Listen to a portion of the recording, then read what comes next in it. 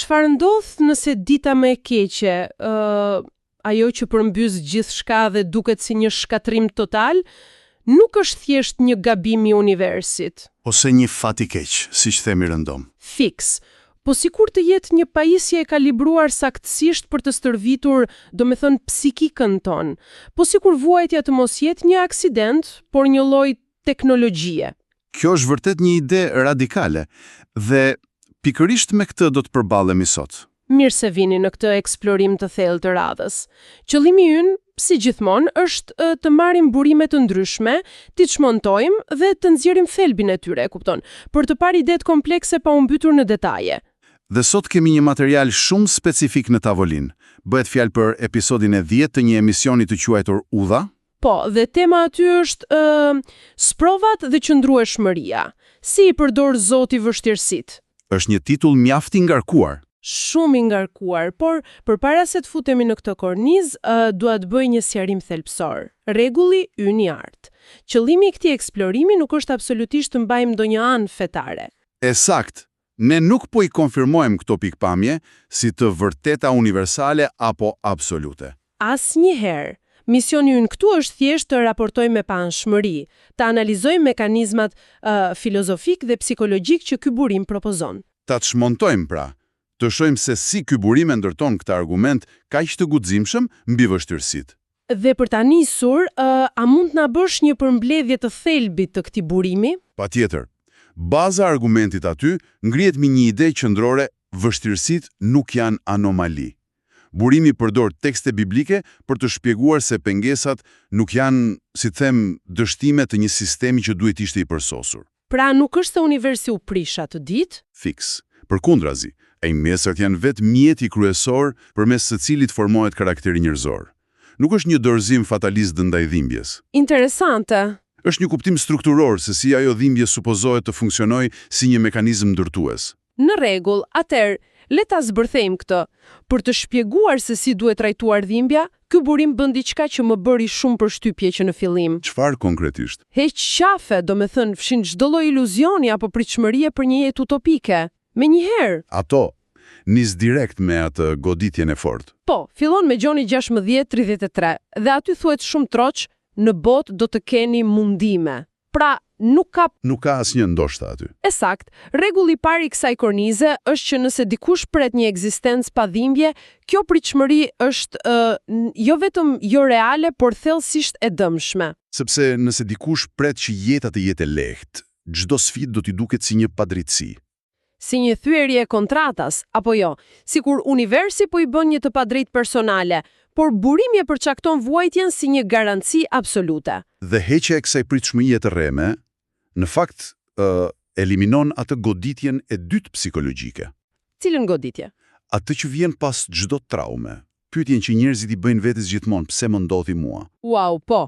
Sepse mendojnë që ishin të veçantë në atë vuajtje. Pikërisht. Nëse mundimi është i garantuar për të gjithë, atëherë ajo pyetja pse ndodhi, kalon automatikisht në çfarë mund të nxjerr unë prej saj. Dhe këtu teksti merr një kthes shumë magjepse. Merr një kthes që në lexim të parë tingëllon totalisht absurde, të rim shtrembër e të flasim drejt. Jam plotësisht i dakord. Burimi referohet Jakobit 1.2.3. Dhe aty kërkohet diçka që mendja njerëzore refuzon. Kërkohet ti konsiderojmë sprovat si një gëzim të madh. Gëzim në mes të vuajtjes. Tingëllon si masokizim.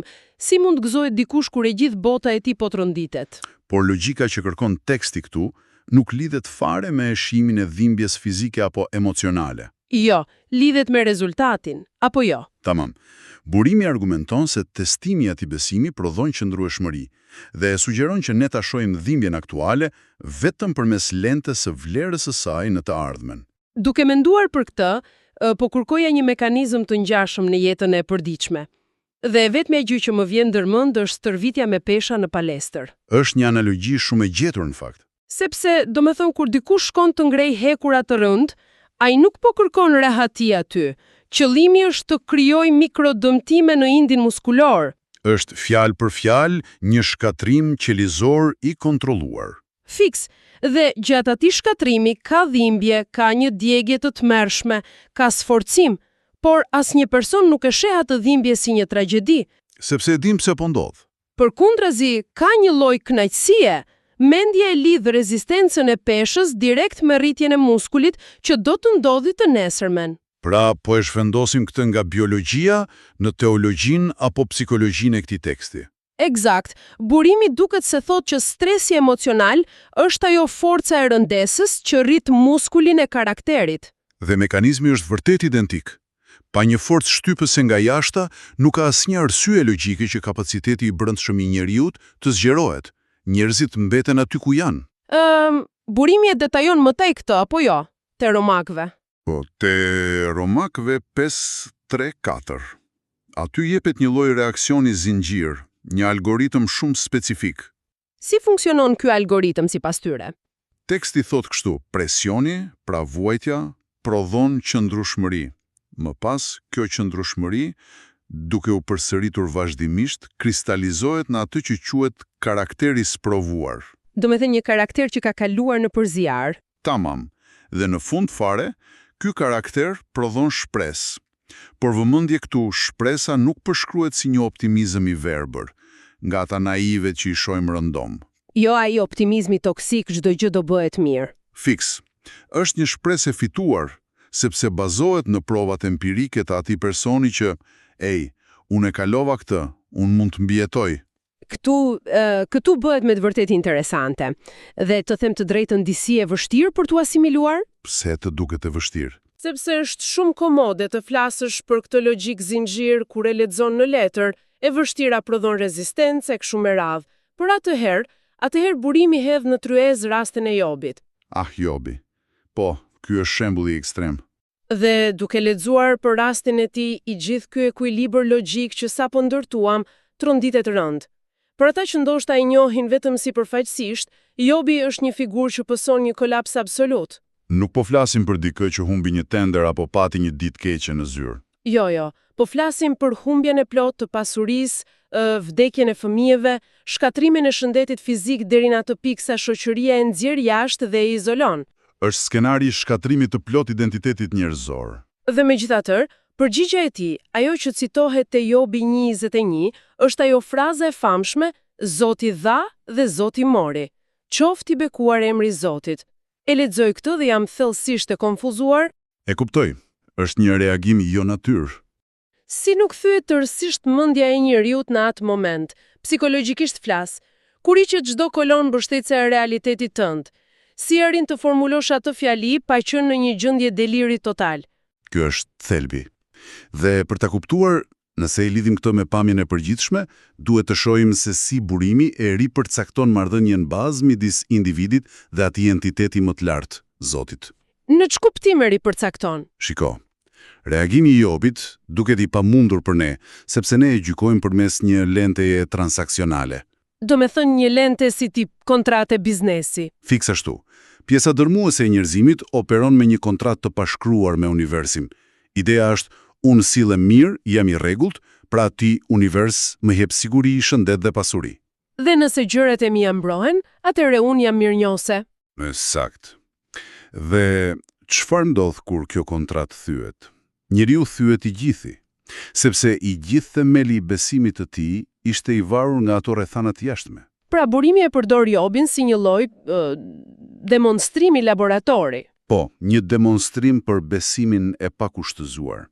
Sipas tekstit, Jobi zbulon se identiteti i tij i vërtet nuk ishte as pasuria e tij, as familja, e as trupi i tij fizik. Wow, kjo është një shkëputje totale. Bërthama e tij ishte vetë marrëdhënia me Zotin. Një entitet që, sipas tyre, ekziston jashtë rrethanave të ndryshueshme. Ndaj kur i hiqen të gjitha, ai nuk u thyre, sepse e vetja gjë ku kishte varur peshën e ekzistencës mbeti e paprekur. Është pothuajse si të kesh një identitet të shkëputur plotësisht nga bota materiale. Por sinqerisht, duke e dëgjuar, ky rast i Jobit është terrorizues. E kuptueshme që të ngjall frikë. Sepse nëse ky është, domethënë, standardi i formimit të karakterit, a do të thotë që çdo kush duhet të pres një katastrofe të këtij niveli? Çdo njeri logjik do të ndjejë i tmerruar nga ideja se universi mund të vendosë t'i japi një leksion formues duke i marrë gjithçka. Kjo kornizë do të ishte vërtet një histori horori psikologjik, madje nihiliste nëse nuk do të kishte një rrjet sigurie. Dhe burimi flet për këtë rrjet sigurie apo jo? Po, burimi prezanton dy elemente shumë qetësuese, që vendosin parametra të rrept rreth asaj se sa mund të varet ky proces i vuajtjes. Cili është elementi i parë? Së pari flet për praninë hyjnore në mes të kaosit. Përmendet Isaia 43:2, që thot kur të kalosh nëpër ujëra, unë do të jem me ty. Pse është e rëndësishme kjo? Sepse izolimi absolut konsiderohet pika ku mendja thyet vërtet. E qartë. Pra teksti premton prani konstante. Po elementi i dytë? Elementi i dytë është struktura mbështetëse që vjen nga 1 Korintasve 10:13. Aty thuhet qartë se nuk lejohen tumdime apo sprova që e tejkalojnë kapacitetin e individit. Ky është kufiri. E kuptoj. Pra nuk është një anarki e rastësishme. Kjo me të vërtet ngre pyetjen çfarë do të thotë e gjithë kjo praktikisht. Dhe kjo më kujton një tjetër analogji moderne. Cila analogji? Inxhinieria e ndërtimit. Le të imagjinojmë kur një ekip inxhinierësh bën një provë ngarkese, një stres test, bën një kolon të re të një ure. Ata e mbingarkojnë atë me pesha masive. Po, vendosin tonelata të tara mbi të. Esakt. Dhe për një vëzhgues nga jashta duket sikur këta inxhinierë duan ta shkatrojnë atë kolon, por në fakt ata e dinë saktësisht formulën matematikore të rezistencës atij materiali. E llogaritin me saktësi milimetrike. Fiks, ata e ngarkojnë peshën deri në atë milimetrin e fundit para thyerjes, vetëm për të provuar dhe konsoliduar kapacitetin e saj, pa e lënë asnjëherë të shembet të vërtet. Është një pamje e shkëlqyer për të shpjeguar 1 Korintasve 10:13. Nëse aplikojmë këtë aty, burimi argumenton se vetë vuajtja ka një tavan algoritmik. Llogaritet pikërisht sipas rezistencës aktuale të atij personi. Asnjë gram më shumë nuk lejohet të bjerë mbi të. Dhe kjo analogji ngre një pyetje shumë të rëndësishme mbi mënyrën se si njerëzit e perceptojnë dhimbjen dhe panikun. Pse panikosemi ne gjatë një krize? Sepse truri ynë evolutiv prirët ta interpretoj dhimbjen e tanishme si një vijë të drejtë, një vijë që do të zgjatet pafundësisht në të ardhmen. Do me thënë, frika më e madhe nuk është ajo që po ndodh atë sekond. Jo, është besimi i verbër se kjo dhimbje nuk do të mbaroj kurrë dhe eventualisht do ta zgjësoj gjithçka. Por, çfarë bën ky premtim i limiteve që përmend burimi? Operon si një mjet i fuqishëm i rregullimit kognitiv. Sepse ti e di që ka një kufi. Pikërisht, të dish që vuajtja ka një kufi inxhinierik të vendosur nga një burim më i lartë, e heq tmerrin e pafundësisë. E kthem vuajtjen nga një vrimë zeze pa kontrollueshme në një projekt të menaxhueshëm. Pra kemi një limit dhe një prani të vazhdueshme. Kjo është korniza filozofike, por të rrim shtrembur e të flasim drejt? Të dëgjoj. Kur je vërtet në atë momentin që ura po dridhet, kur po përjeton dështimin apo hidhërimin e real, filozofia nuk mjafton për të ndalur një atak paniku. Si mund të aplikohet kjo praktikisht gjatë stuhisë? Këtu burimi kalon nga ajo pamja e gjerë filozofike në një manual mbijetese shumë konkret. Dhe fillimisht flet për një zgjim. Zgjim nga çfarë? Mbështetur te Psalmi 34:9, ngrihet ideja se në kohë prosperiteti njerëzit krijojnë një mpirje shumë të rrezikshme. Aha, kur gjërat shkojnë mirë në flemgjom. Fiks. Qetësia ushqen në iluzionin e vetëm mjaftueshmërisë, ndaj sprovat shërbejnë si një alarm zgjimi për të treguar sa e brisht është ajo vetëm mjaftueshmëri, dhe aty krijohet nevoja për të rikthyer te burimi shpirtëror. Por cilat janë instruksionet teknike kur bie ky alarm? Pasi jemi zgjuar, çfarë bëjmë? Burimi liston disa hapa praktik në mes të krizës. Hapi i parë, besimin e premtime, dhe këtu nuk bëhet fjalë për të shpresuar me magji. Po për çfarë atëherë? Është një reframing kognitiv, si quhet në psikologji. Zhvendosja e fokusit nga dallgët që po shkatrojnë varkën tek ajo spiranca e pashkatërueshme. Hapi i dytë, lutja e vazhdueshme. E si e shpjegon burimi mekanikën e lutjes në këtë rast? Përtej aspektit thjesht fetar, lutja shërben për t'i dhënë formë të folur kaosit tënd të brendshëm. Do me thonë ti vesh fjalë frikës. Tamam. Të formulosh frikrat e tua në fjalë drejtuar një enti më të lartë, i kalon mendimet nga qendra e frikës në tru tek lobi ballor i logjikës dhe gjuhës. Kjo ndihmon jashtëzakonisht në qetësimin emocional. Dua të theksoj shumë një hat tjetër këtu që më bëri jashtëzakonisht përshtypje, sepse theu komplet instinktin tim fillestar. Për cilin e ke fjalën? Për atë urdhrin e prerë, mos u izolo. Instinkti çdo krijese njerëzore apo jo, kur lëndohet, është të fshihet. Është një reagim mbrojtës shumë i natyrshëm. Fiks, nëse të thyet zemra ose nëse dështon profesionalisht, gjëja e fundit absolutisht që dosh të kesh njerëz përreth. Zgjidhja duket të jetë mbyllur një dhomë të errët derisa të shërohesh, por burimi e përcakton këtë si një gabim thelbësor. Dhe ka shumë të drejtë. Pse ndodh kjo?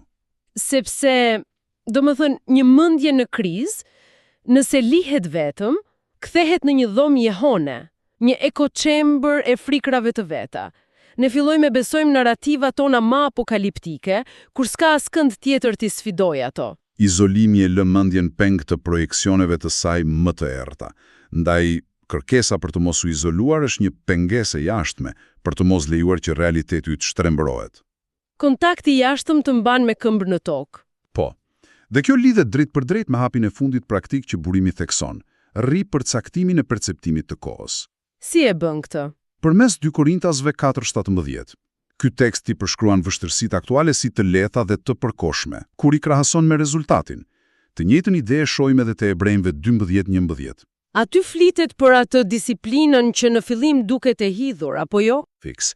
Aty pranohet hapur ser, në momentin që ndodh, çdo sprov është jashtëzakonisht e hidhur. Teksti nuk kërkon që të shtiremi sikur nuk ndjejmë dhimbje.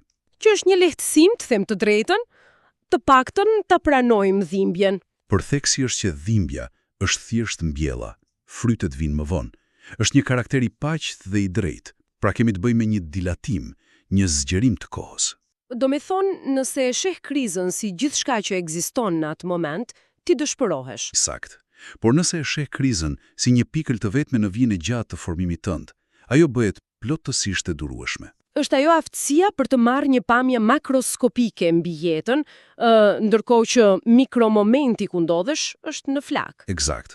Një aftësi e jashtëzakonshme për të pasur. Arkitektura, se si ky burimi trajton sprovat, për ta përmbledhur pa u pozicionuar, teksti ndërton një univers ku vuajtja nuk fshihet poshtë tapetit, as nuk trajtohet si një keq funksionim. Ajo pranohet si e garantuar. Po, qëllimi i saj kryesor nuk është ndëshkimi, por skulptura psikologjike.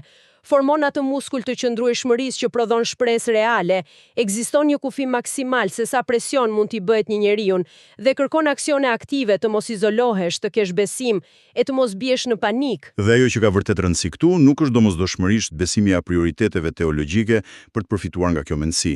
Edhe për te një konteksti strikt fetar, vlera e saj është marramendse. Edhe si një mjet i pastër psikologjik, the. Absolutisht. Aftësia për ta marrë ngjarjen më traumatike të jetës, për t'i hequr atë etiketën katastrofe pa kuptimt, dhe për t'i ngjitur etiketën materiali im i parë për rritje.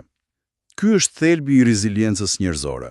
Sepse njerëzit thyen shpesh nga mungesa e kuptimit, jo thjesht nga pesha e dhimbjes. Fiks. Duke i dhënë dhimbjes një detyrë specifike, ajo pushon se qeni një përbindës që thjesht të gëlltit dhe kthehet në një vegël që ti vetë mund ta përdorësh. Është një zhvendosje absolute e rolit. Individi kalon nga të qenit viktim pasive e një universit të ftohtë në një student aktiv të një rrethane kërkuese. Kjo ndryshon gjithçka. Dhe përpara se ta mbyllim, ekziston një pasojë shumë kurioze gjithë kësaj strukture që sapo diskutuam, diçka që ja vlen të mbetet si një mendim provokues në fund. Të dëgjojmë. Nëse e marrim të mirëqenie logjikën e këtij teksti, pra, që dështimet dhe sforcimi janë vetë makineria që nevojitet për të gëndhendur një karakter të thellë, kjo hedh një hije mbi idealin ton modern. Çfarë hijeje? A mund të mendohet vallë se përpjekja jone dëshpëruar shoqërore, por të ndërtuar një jetë plotësisht të rehatshme, pa rreziqe dhe pas një cep të mprertë, të jetë në fakt një dëshirë e fshehtë për të mbetur të foshnjarku? Wow, kjo është e fortë. Mos vallë kjo ndjekja e lehtësisë absolute, është thjesht një recetë e sigurt për të pasur një jetë krejtësisht boshe dhe të paplotësuar? Kjo është vërtet një mendim që të godet fort për t'u lënë i hapur për dëgjuesit, ta kthen përmbys instinktin, çdo herë që gjendesh duke u ankuar për një sfidë. Ky ishte eksplorimi ynë i thellë për sot mbi sprovat dhe qëndrueshmërinë, bazuar në burimin tonë Udha. Një udhëtim i ngarkuar, por i nevojshëm. Shpresojmë që ky zbërthim i kujdesshëm të ketë ofruar një kornizë të qartë analitike, jo vetëm për të kuptuar idetë e atij teksti, por ndoshta për të gjetur mjete alternative për reziliencë herën tjetër që stuhit do të bëjmë provën e tyre të ngarkesës. Deri në eksplorimin tjetër, mbani një mendje të hapur dhe vazhdoni të zbuloni